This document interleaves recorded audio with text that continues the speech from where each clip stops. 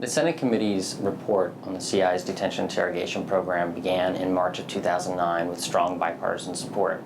It has its roots in a previous investigation that began 2 years earlier, when the committee learned that the CIA had destroyed, unlawfully, CIA interrogation videotapes of Abu Zubaydah and al-Nashiri. After that report was complete, members voted on a 14-to-1 basis to launch this major investigation to find out what happened during the CIA's detention interrogation program.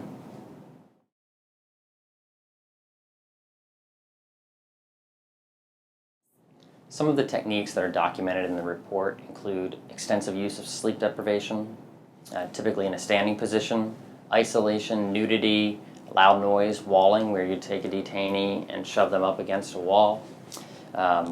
We also document rectal feeding and rectal rehydration.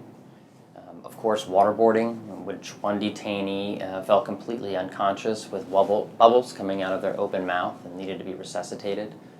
One detainee died of presumed hypothermia.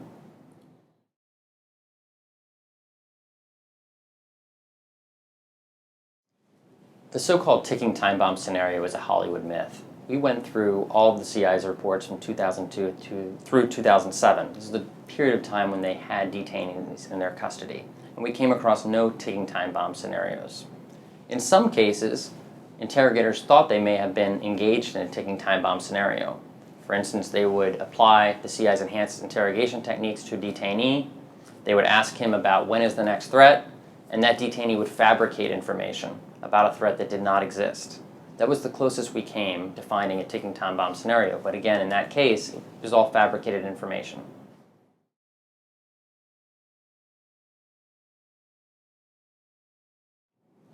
The committee needed a fact-based way to look at the effectiveness of the CIA's enhanced interrogation techniques.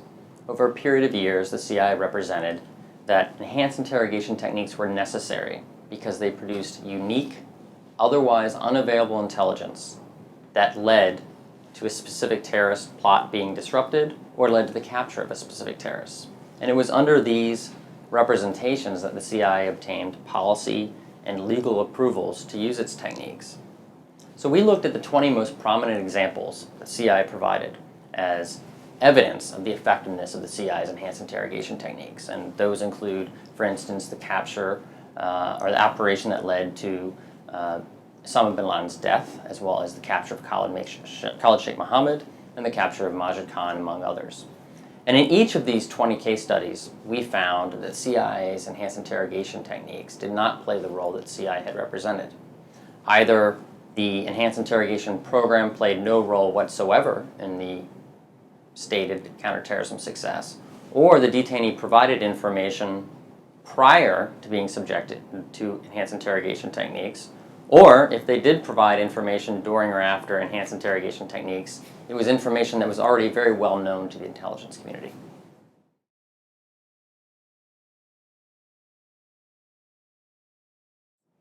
As detailed in the executive summary of the report and in much more detail in the full 6,700-page report, many CIA officers repeatedly raised the issue of the ineffectiveness of the CIA's enhanced interrogation techniques.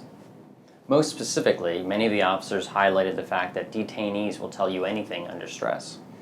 And under the use of the enhanced interrogation techniques, or under the threat of the use of enhanced interrogation techniques, many detainees would fabricate information.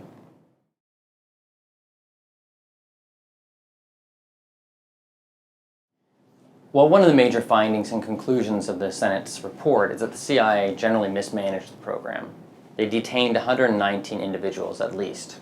After the detention of the last detainee in 2007, the CIA convened a panel to look at the effectiveness of EITs. This panel concluded in 2008 that EITs were not effective, and that the CIA should look more in detail into rapport-building techniques to talk to other U.S. agencies about how they interrogate subjects, and also to talk to foreign governments to find out what is the most effective technique for acquiring actionable and reliable information.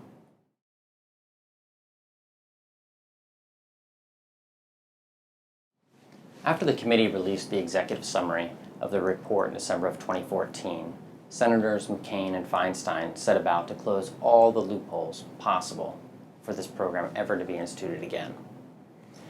They came up with what is now known as the McCain-Feinstein Anti-Torture Amendment. And what it does is two things. One, it ensures ICRC access for any detainee in CIA custody, and it applies the standards in the Army Field Manual, which are the limitations on interrogations, to all agencies of the U.S. government, including the Central Intelligence Agency. That amendment received very strong bipartisan support and was passed by a vote of 78 to 21. That vote became law, and now this ensures nothing like this can ever happen again.